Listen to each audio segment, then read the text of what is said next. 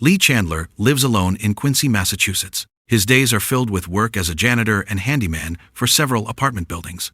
Lee works neatly and professionally, but he always keeps his distance. No small talk, no warmth, just finishing the job and leaving. Good night, goodbye. One day, a tenant known for being rude called him to fix a bathroom shower. Instead of going smoothly, the meeting turned into an argument. Lee lost his temper and yelled at the woman. Offended, the tenant immediately kicked him out and reported the incident to the building manager.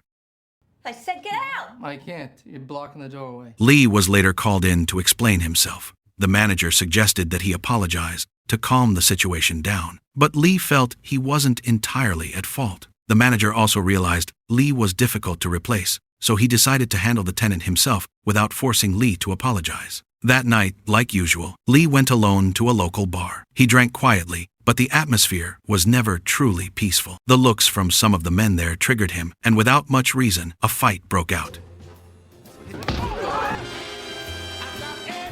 After that, Lee returned to his small apartment, fell asleep in front of the television, then got ready to go through the same routine again the next day. His life looked calm on the surface, but it was obvious something was constantly bothering his mind. A few weeks later, while working, Lee received news that his brother had suffered a heart attack and had been taken to the hospital.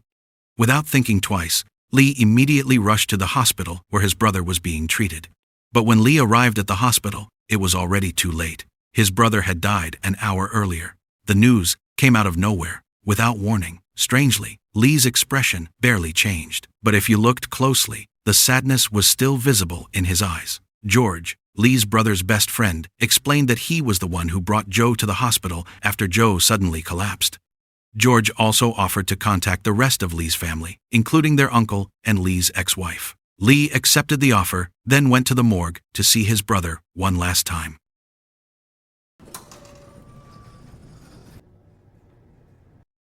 On the way there, old memories started coming back. Lee remembered when his brother, Joe, was first diagnosed with heart failure. The doctor explained the condition to the family, including Joe's ex-wife, Elisa. At the time, Elisa panicked, couldn't control herself, then suddenly left the hospital, leaving everyone else in an awkward situation. In a hospital here. I'll be the bad guy, and you be in the hospital. You're going home. Back in the present, Lee stood in front of his brother's body. There were no tears or dramatic reactions. Lee simply said goodbye quietly, then walked out and met George again. After that, Lee decided to tell Joe's son himself. Lee headed to the school, but on the way, he got information that Joe's son was at hockey practice. Lee immediately went there instead. I'm pretty sure he would have left for hockey practice by now. He's on the hockey team? No, they practice at Gloucester. During the drive, his mind drifted back to the past again.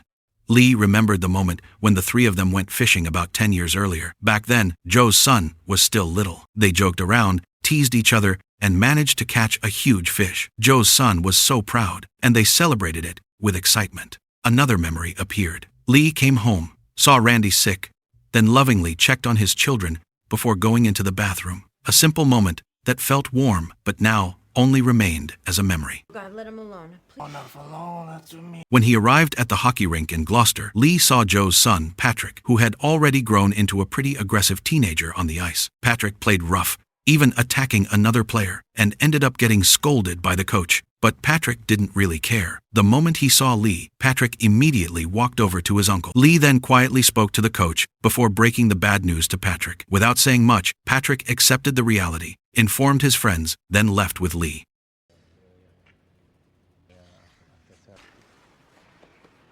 On the way, Lee offered to take Patrick to the hospital so he could see his father. There was a small misunderstanding between them for a moment, but it didn't last long. No, you said let's just go and then you get out of the car. The two of them quickly apologized to each other and continued the trip. When they arrived at the hospital, Lee accompanied Patrick into the morgue, but Patrick couldn't handle staying there for long. After only a few seconds, Patrick immediately walked back out. They then returned to Joe's house. As soon as they entered, Patrick immediately asked for permission to invite his friends over. Lee allowed it without much comment. That night, the house was filled with the sound of casual conversations. Patrick's girlfriend, Sharon, and some of his friends sat together, remembering Joe in their own way. Meanwhile, Lee chose to sit alone, eating quietly.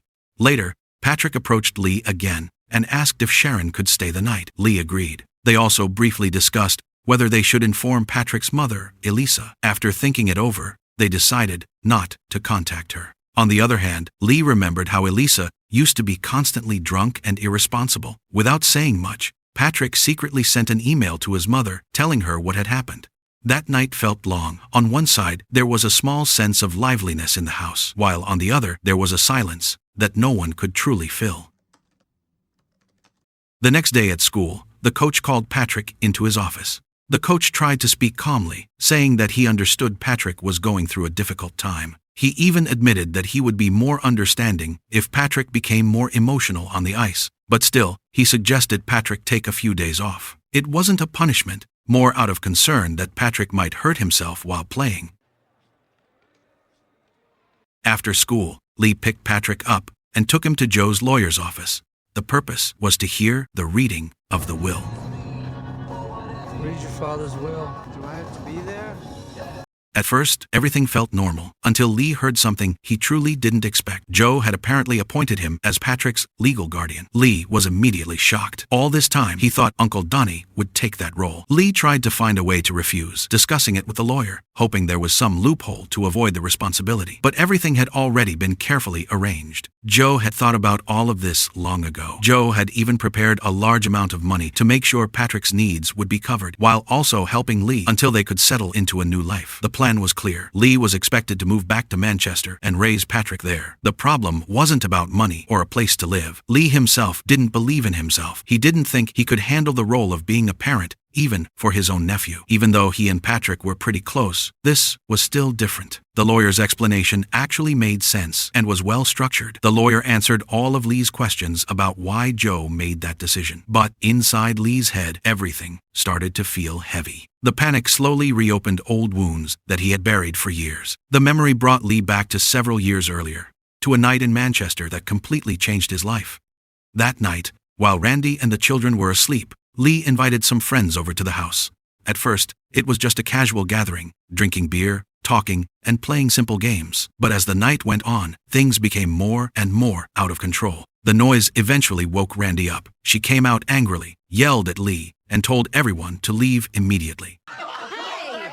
You want to keep it down? Your fucking kids is sleeping. Lee agreed, and he really left. In the present, Lee seemed to be sinking deeper into those memories. The lawyer tried to pull his attention back to the conversation. The lawyer explained that Lee actually had the right to refuse the guardianship, but there would be consequences. If Lee refused, there was a strong chance Patrick would end up being raised by Elisa, who many people still didn't fully trust. Those words made Lee feel even more pressured. He tried to think clearly, but the painful memories came back again without warning. That night, after all the guests had left, Lee decided to go out for a while to a nearby store to buy a few things. On the way, it crossed his mind that he had forgotten to put the window screens back in place and had forgotten to turn off the space heaters. But Lee thought it wasn't a big deal, since he would only be gone for a short time. When he returned, the sight in front of his house made him stop. A crowd of people had gathered, emergency vehicle lights were flashing, and the whole situation felt chaotic.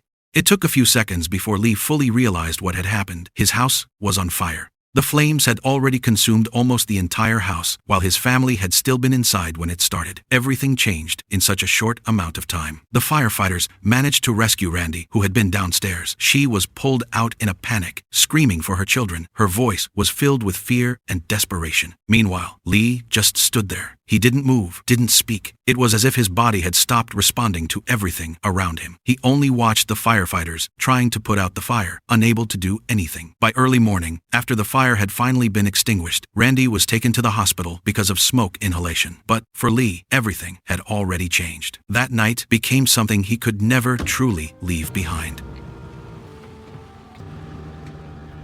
On the night of the fire, the news quickly reached Joe. He immediately rushed over to be with Lee. The situation was chaotic, crowded, and full of panic. After a long search, the firefighters finally found Lee's 3 children. They were carried out in body bags. The sight completely destroyed Lee. Losing one child was already unbearable, let alone all 3 at once, and it all felt like the result of his own negligence. It was hard to imagine how Lee could still even stand after that. Sometime later, Lee was taken to the police station with his father and Joe to give a statement. In a heavy voice, Lee explained everything that had happened that night in detail. Our bedroom is in the downstairs, and so I go downstairs and I put a fire in the fireplace.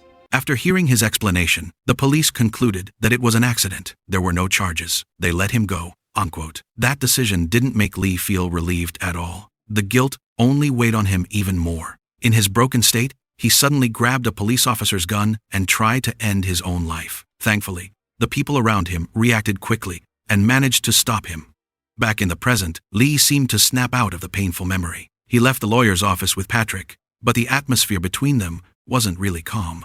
On the way to the car, they started arguing about Joe's boat, which had been left to Patrick. Lee wanted to sell it to reduce expenses, while Patrick wanted to keep it because of its sentimental value.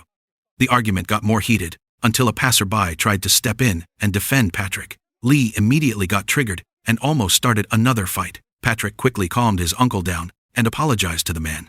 After that, they went to the harbor to look at the boat. George explained that the repair costs, especially for the engine, wouldn't be cheap. During the conversation, Lee revealed his plan to move Patrick to Boston after the funeral was over. Patrick immediately got angry. He didn't want to leave his life in Manchester, his friends, and everything he knew. From the way Lee spoke, Patrick started to feel like his uncle didn't really want to be his guardian. He stopped arguing much after that, but he was clearly disappointed. As they were about to leave, Patrick mentioned that he knew where his mother was. That only irritated Lee, because he knew Joe himself had never truly trusted Elisa. Joe said he keeps breaking down like a son of a bitch. What? Since when are we supposed to be in Boston? They then went to the funeral home in Beverly to arrange the funeral. There, they were told that the funeral had to be postponed until spring because the ground was frozen. That meant Joe's body would have to stay in cold storage for a while. Patrick couldn't accept that. He panicked and started arguing with Lee again. The grief Patrick had been holding back all this time slowly began to come out little by little. It's like a perfect little hole in about 2 seconds. Sometime later, Lee drove Patrick to his girlfriend Sharon's house for band practice. Patrick spent time there, trying to live through normal things like having dinner with Sharon and her mother. Aren't you gonna ask I what don't want to happened? know what happened. That night, Lee received a phone call from Randy. She offered her condolences and asked for permission to attend Joe's memorial service with her new husband. Lee calmly agreed. Their conversation was brief until Randy mentioned that she was pregnant.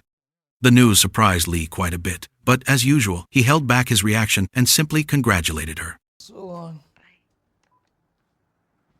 A few days later, even though the official funeral had been postponed, the Chandler family and George still held a service for Joe. A lot of people came to pay their respects. Lee went through it all with a blank expression, holding his emotions in. Meanwhile, Patrick was surrounded by friends who tried to support him.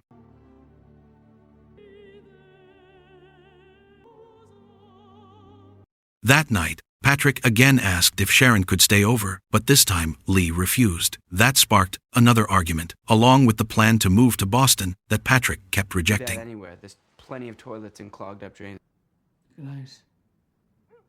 Late that night, while Lee was still awake reading, he heard noise coming from the kitchen. When he checked, Patrick was having a panic attack. All this time, Patrick had looked strong, staying busy with activities and friends, but it turned out all of that was just his way of avoiding the pain of losing his father. After a while, Patrick started to calm down a little and immediately went into his room, locking the door. Worried, Lee eventually broke the door open. He didn't say much, just sat there quietly, making sure Patrick was okay until the teenager finally fell asleep. The next morning, after spending the whole night thinking about Patrick's condition, Lee finally made a decision. He would stay in Manchester for a while, at least until Patrick finished the school year. Lee wanted to give Patrick time to adjust. Lee told him about the decision and promised that Patrick could still come back and visit any time if they eventually moved. But for Patrick, it wasn't the solution he wanted. He just accepted it coldly, without much comment. The next day, Elisa called the house hoping to speak with Patrick, but Lee immediately hung up the call. His attitude was clear. He still didn't fully trust Elisa's condition. Not long after that, Patrick got angry right away. He accused Lee of intentionally keeping him away from his mother and acting like he wanted to control his entire life. Lee stayed calm. He didn't get provoked. Lee rejected Patrick's idea of living with Elisa and only allowed them to meet for lunch, and even then, only after Lee could make sure Elisa was actually hate sober. my mother so much you won't even tell me she called. I don't want to talk about this anymore. Over the next few days, Lee tried looking for work around town. But he had no luck. A lot of people there still remembered the fire, and some of them believed it wasn't just an accident. They didn't even need to say it directly. Their looks already made it clear. Lee was seen as the cause of the tragedy. In the middle of all that, Patrick asked Lee for help with something pretty strange. Patrick wanted Lee to drive him to Sharon's house and distract Jill, Sharon's mother, so Patrick could have some alone time without interruptions. At first, Lee hesitated, but after Patrick kept insisting, Lee finally agreed. Knocking on the door every 20 seconds. Come on, man. Anyway, she's really nice. Lee sat in the living room with Jill. She seemed pretty interested and tried to make conversation, but, as usual, Lee had trouble opening up. His answers were short, the atmosphere became awkward, and no real connection was formed. It didn't take long before Jill started feeling uncomfortable and complained to Sharon. In the end, Patrick's plan failed, and they were asked to leave. I'm really sorry, but I can't sit down there much longer. Fascinating. On the way home, Patrick let out his frustration. He criticized Lee for not being able to interact like other people. To Patrick, something as simple as casual conversation shouldn't have been that difficult. The next day, Lee kept his promise. He drove Patrick to Elisa's house for lunch. There, they met Elisa and her husband. After making sure everything was fine, Lee left, but before going, he reminded Patrick to contact him immediately if anything happened. The lunch turned out to be far from comfortable. The atmosphere was awkward, the conversation felt forced, and there was no real warmth between them. Patrick's hope for a better moment with his mother didn't come true. What are you studying at school, Patrick? On the way home, Lee tried to say that Elisa seemed better now, not like before, but Patrick misunderstood him. Patrick thought Lee was trying to find an excuse to get rid of him. Things got even worse when Patrick received an email from his mother's husband. The message asked Patrick to communicate with Elisa through him instead. For Patrick, it felt painful, like the distance between him and his mother had become even more real. A few days later, Lee quietly did something for Patrick. He sold some of Joe's gun collection, then used the money to buy a new engine for the boat his father had left behind. When Patrick found out about it, he was genuinely happy. For the first time, he felt like something was finally going his way. Patrick then took Sharon out on the boat. They spent time together at sea, trying to forget everything that had been happening. Meanwhile, Lee went through his days as usual, walking around town, taking care of small jobs. In the middle of the street, Lee ran into Randy, who was with her new baby. They greeted each other awkwardly. Then Randy invited Lee to lunch. But before Lee could answer, Randy started apologizing. She regretted not being there for Lee after the tragedy, and also regretted the things she had said to him back then. The conversation between Randy and Lee, which started off awkward, slowly became very emotional. They both got overwhelmed with emotion. Their voices started shaking, and eventually they both broke down crying. Randy repeatedly apologized for everything that had happened, especially for not being there for Lee during the hardest time of his life. But Lee couldn't accept it. He refused the apology, saying Randy had nothing to apologize for. Lee also turned down Randy's lunch invitation, then walked away. It was obvious that everything Lee had been holding inside was finally coming to the surface. Those wounds had never truly healed. That night, like what often happened, Lee went to a bar. He drank too much, then got into a fight with a stranger for no clear reason. Luckily, George arrived just in time and broke it up before things got worse. George then took Lee home and helped take care of him with his wife. After things calmed down a little, Lee started thinking clearly. He realized one important thing: he couldn't stay in that town anymore. There were too many memories he couldn't face. In the end, Lee spoke with George and his wife. Lee asked them to adopt Patrick. He even handed over all the trust money Joe had left behind so they could take good care of Patrick. After that, Lee told Patrick about his decision directly. Lee explained everything honestly. Patrick could still stay close to his father's boat and even use it, but for bigger matters like finances, he would have to wait until he was old enough. Seeing Patrick starting to get emotional, Lee finally told him the real reason. He couldn't stay in Manchester because he wasn't able to face all the memories there. It was too much for him. I can't beat it. A few days later, Lee returned to Boston. He got a job and looked for an apartment big enough, as if he was still leaving open the possibility that Patrick might want to visit someday. Lee tried to live his life again, even if in a simple way. When spring finally arrived, Lee returned to Manchester for Joe's delayed funeral. The ceremony was small, attended only by family and close friends. That afternoon, Lee and Patrick went out to sea together on the boat. They went fishing like they used to. Not many words were spoken, but being together like that felt enough. For a moment, everything felt a little lighter.